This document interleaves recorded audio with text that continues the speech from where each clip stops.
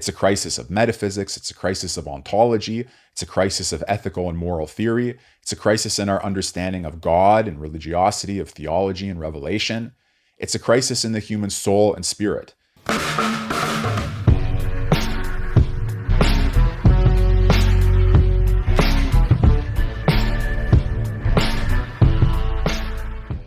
Let's discuss the topic, the crisis of modernity, the crisis of the West.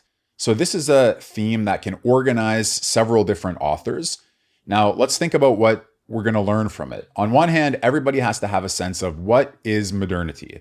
So what characterizes the modern age, the modern era, modern man, and the modern mind? What was the world that it replaced? So how do we assess the pre-modern, the classical, or the world of antiquity? And what is the nature of the crisis? Is it a crisis of common rationality? Is it a crisis of religious belief? Is it that somehow things have degenerated and degraded because we no longer know who we are, what we're doing, where we're going, or why anything matters? Is it nihilism, relativism? What exactly is it? And then what's the way out of this crisis? Do we have to go through it, come out the other end in a certain sort of post-modernity? Can we pause it, freeze it, remain modern, but avoid the excesses of modernity that bother us? Or do we need to just reject the modern world and go back? So all of the authors that I talk about on this channel, Leo Strauss, Alexander Dugin, Martin Heidegger, Nietzsche, Schmidt, Evola recently, they all are concerned with this question. So it goes without saying for each of them that we are modern and that we are in a crisis. Okay, this is a pretty common basis for all of these thinkers. Now take Heidegger, for example. Heidegger sees modernity in terms of the history of philosophy, the gradual disappearance from our attention, as it were, of being itself, and the culminating stage in metaphysics that he calls nihilism. So our time in modernity is characterized by a certain sort of nihilism, which is the consequence of the history of metaphysics. In other words, it's a process that belongs to the history of philosophy. Heidegger, who stands at the end of that process, is a transitional figure writing about what he calls another beginning of philosophy, a new inception, overcoming modernity, overcoming this dark night of the soul by reconnecting with the sources of our tradition, not primarily in a literary way. In other words, he doesn't say we should just go read Homer until we are inspired to become Homeric heroes. He says by reflecting on the meaning of the history of philosophy, we can make ourselves open to, as it were, a new dispensation of being, roughly stated. Leo Strauss, when he looks at the crisis of modernity, he sees it as a crisis of rationality, a crisis of direction, a crisis that took place in the history of political philosophy, not through some destiny, like in Heidegger. The destiny of being is to culminate in nihilism and a transition to another beginning of philosophy. But in Strauss, modernity is a deliberate political project inaugurated by political philosophers for good reasons. So when Machiavelli writes The Prince and the Discourses, he fundamentally changes our attitude towards political things and our understanding of them compared to the classical alternative. And he does this for reasons that are possible to understand, even defensible to a certain extent, though ultimately Strauss is critical of the modern turn and argues that we should have the classics back on the table because they oriented their lives and understanding of things towards virtue, meaning excellence, both politically in the best regime and personally in the best way of life. So you had a telos, you had an orientation, you had a hierarchy of the human soul, you had something to aspire to, something to understand, and a more complete account of the human being and his potentials in antiquity, in the classical political philosophers, Plato and Aristotle first and foremost, than you have in the modern teaching, which, as Strauss famously argued, lowers the bar. It sets a low but more easy to hit ideal. So if the classics oriented themselves by excellence, virtue, the perfect man, something that is rare, then the moderns orient themselves by fear of death, desire for comfortable self-preservation, production, consumption, and things that you can pretty much count on more than you can count on aspiration towards excellence and perfection. And yet, for Strauss, as I say, there's a crisis of modernity. We can analyze that crisis. He's got a great essay called 3 Waves of Modernity, which helps us to distinguish the various key moments within the modern period. And he writes a lot about the meaning of the classical alternative, in particular to repeat the problem of Socrates and the great lessons of Platonic political philosophy. Strauss is indispensable for us in trying to understand what it means to be modern and what we gave up when we became modern, what it's still possible to recover in terms of political rationalism, seeing and understanding political life clearly.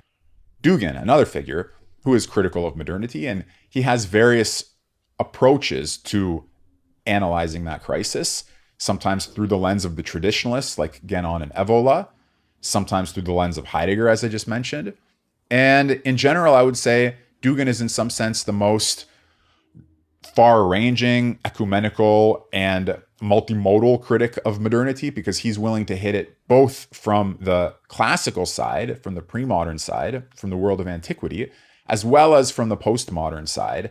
And he really sets his aims on modernity and lets anything that is not modern come into the picture. Okay, Leo Strauss in his own way did this as well because he focused on the medieval thinkers. Maimonides, he said that medieval rationalism is in some sense a culmination of Platonic political rationalism. So the medieval is not backwards for Strauss, it's advanced in terms of its understanding of political things. Modern man is advanced in terms of his understanding of science and technology, but medieval and classical man is advanced in terms of understanding the impact of science and technology on politics and all of that. Okay, so Dugin attacks modernity from the pre-modern and the postmodern angles.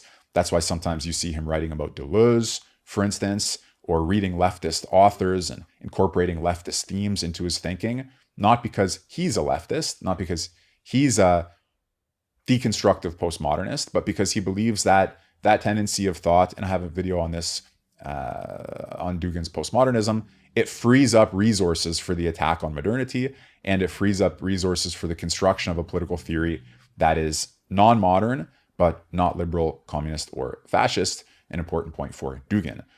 But to go back to the main thing here, he is against modernity. Okay, so Dugin is an anti-modern thinker. Heidegger sees a crisis of modernity. Strauss sees a crisis of modernity. Okay, Evola, Guénon, and the Traditionalists, or Guénon and the Traditionalists, they see very openly, explicitly, and as their opening salvo in some sense, that modernity is Kali Yuga. Okay, that whether we're talking about Descartes or Kant or Locke or Bacon, we're in a world here of gross materialism and somehow of, not always and only of materialism. Okay, you're not going to accuse Kant of being materialist in this sense, but a sort of psychic schism and a world that no longer is related in a meaningful and well-integrated sense to transcendent domains, realms, values, and aspirations. All right, so crisis of modernity. Another good thing about this topic of the crisis of modernity is that it combines two themes that, in my opinion, and in the opinion of these authors, it is profitable to combine. So on one hand, it's the realm of the political. So in many respects, we see the crisis of modernity in political circumstances. You know, you look around and you see, what are the schools teaching? What are the politicians doing? What's happening in parliaments and senates? You know, how come everything seems so degraded, seems so low? So you get a lot of evidence in politics for this crisis. But at the same time, the deepest root of the crisis is always trans-political. It's always more than just mere politics.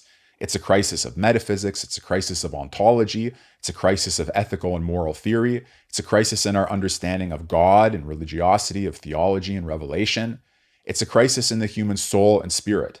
And so the theme crisis of modernity allows us to combine in a very profitable way our interest in the political realm and the manifestations of that crisis in political life. So it's down to earth, it's real, it's concrete, it's practical, and it affects you. You can see it, you can understand it.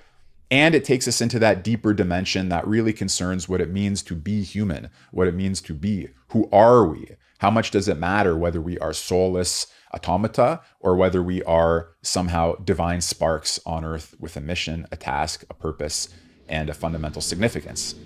So that's what I wanted to say to you briefly, that this general topic of the crisis of modernity is a very useful one. In other videos or maybe in live streams, we can go into detail on some of the readings. So for example, in this book by Leo Strauss, The City and Man, you have an introduction which talks about the crisis of our time, the crisis of the West, and which explains from Strauss's point of view, how to make sense of that, why it should concern us, and why the right way to address it is to turn to the authors he studies in this book, Plato, Aristotle, and Thucydides.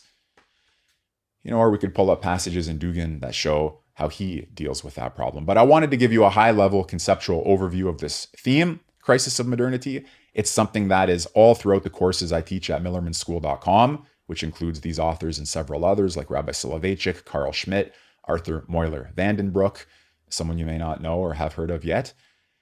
Crisis of modernity, think about it. Let me know what you think. What is it? Moral crisis, spiritual crisis? Is it because there was a secularization? Or was it because there was a new religious teaching? So this book I've shown recently on my channel, The Theological Origins of Modernity, argues that it was not, modernity is not fundamentally characterized by secularization, but by a revolution in religious teaching. So that the nominalist revolution in the Middle Ages is what set the first domino in place for modern liberalism, modernity, the contradictions of modernity, incidentally a thesis that Dugin also holds in his Great Reset book. So what is the crisis in your opinion? How do we make sense of it? And is the crisis of the West a global crisis? Is there still a meaningful pocket of non-Western thought and existence that is spared from the movements of Western man and from the movements of the Western mind? Or is the whole world implicated in Westernism, Westernization, and modernization? These are deep, interesting, and rewarding themes to pursue. I'd love to know what you think. If you want to know more about what I think, subscribe to the channel and definitely check out the courses at millermanschool.com. They're all about this topic.